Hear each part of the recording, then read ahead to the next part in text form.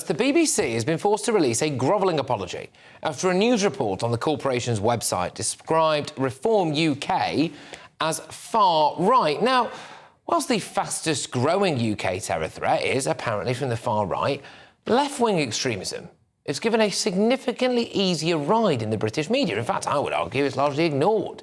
Take, for example, the left-wing extremist Jacob Graham. If you've not heard of him, well, it's probably because it wasn't really properly reported, in my view. He was yesterday jailed for 13 years for terror offences after declaring that he wanted to kill at least 50 MPs. But according to ITV News, he's a student anarchist. Of course, to the BBC, he's a Liverpool student. And predictably, as per The Guardian, he's just a Liverpool teenager. Interesting. Well, I am joined now. With me here is former Mumford & Sons musician Winston Marshall. Winston, thank you very much. I mean, the details of this case are absolutely astonishing. I mean, this guy is a radical left-wing terrorist, right? And you wouldn't know that. It's worth just... Sorry. Yeah, go on. It's worth starting just with a couple of interesting points. First of all, the BBC calling the Reform Party far right, although they've now apologised. Keep in mind, the BBC employ 60 people as part of their BBC Verify team. Now, we don't know how much they spend exactly on that, but I thought that all news agencies, all people in media, should be fact-checking as basic principle.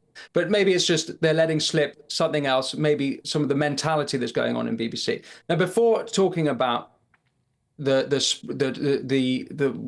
that is exactly and what ideas are at play in Westminster in media, it's also worth addressing extremism in the UK. This is something that's coming up again and again.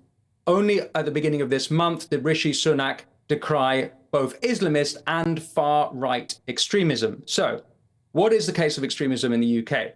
According to MI5, there are 43,000 extremists on their watch list, 90% of which are Islamist extremists. They are jihadis that the MI5 have decided are necessary to monitor. That's 38,700 jihadis, 39,700 jihadis in the UK.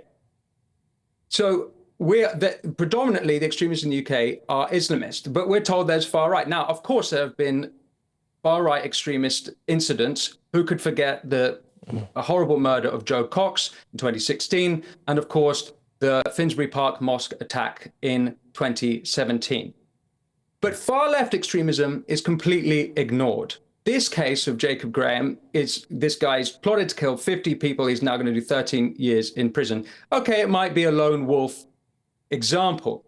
However, we have seen very far left groups on the streets of London, socialist and Marxist, ever since October 7th, every week. Not only that, you will remember it was March 2021 when various far-left groups in Bristol attacked a police station. They tried to burn down the police station. A police officer had a lung punctured and several bones broken. The far left, that story doesn't get covered. That story doesn't get reported. It's completely ignored. I actually went to one of Posey Parker, a woman who's constantly slandered and libeled as being far right.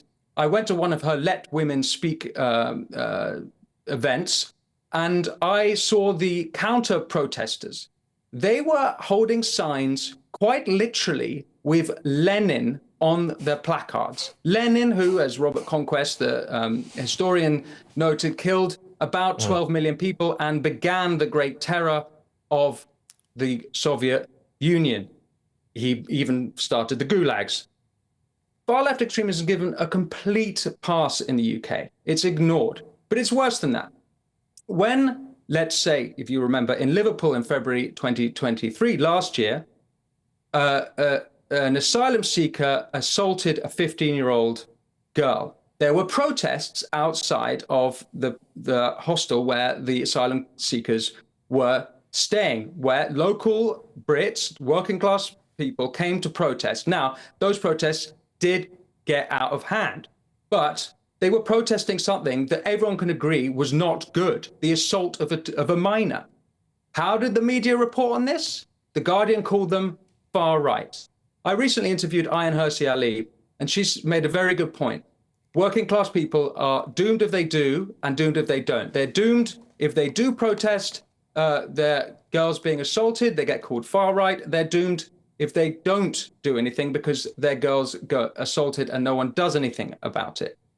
The media class, and that means Westminster media politicians, whether they're conservative or Labour, they ignore it. It's the same thing. When you remember Rishi's speech at the beginning of March, why did he mention the far right? It's not relevant. It's got nothing to do with the extremism we've seen on the streets. Yes, there's been a rise in anti-Muslim hate, of course. Whether that's far right, not entirely clear. What is clear is that there is Islamist extremism and there is some far left, very small amount, but some far left extremism, which is completely ignored. And when there is far right extremism, it is rightly reported on, but it's the only thing that's reported on. My conclusion in all of this is that it's political correctness that dominates everything.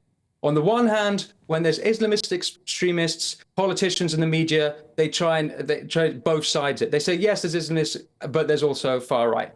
When there's far right extremism, it's the biggest story in the world. And I would say it's very important that we call out far right extremism when it comes up. But then when it's far left extremism, it's almost entirely ignored. Look, Winston, thank you very, very much. That was a monologue there of epic proportions. It's Winston Marshall, who's the former Mumford & Sons musician. Look, a spokesperson for the BBC said, in an article about the Liberal Democrats' spring conference, we wrongly described the political party Reform UK as far right when referring to polling. This sentence was subsequently removed from the article as it fell short of our usual editorial standards. Well, the original wording was based on news agency copy, which actually says a lot for itself, doesn't it? We take full responsibility and apologise for the error. We've had an example there of someone who I think, could quite rightly be described as far left terrorist. Not a dot of it.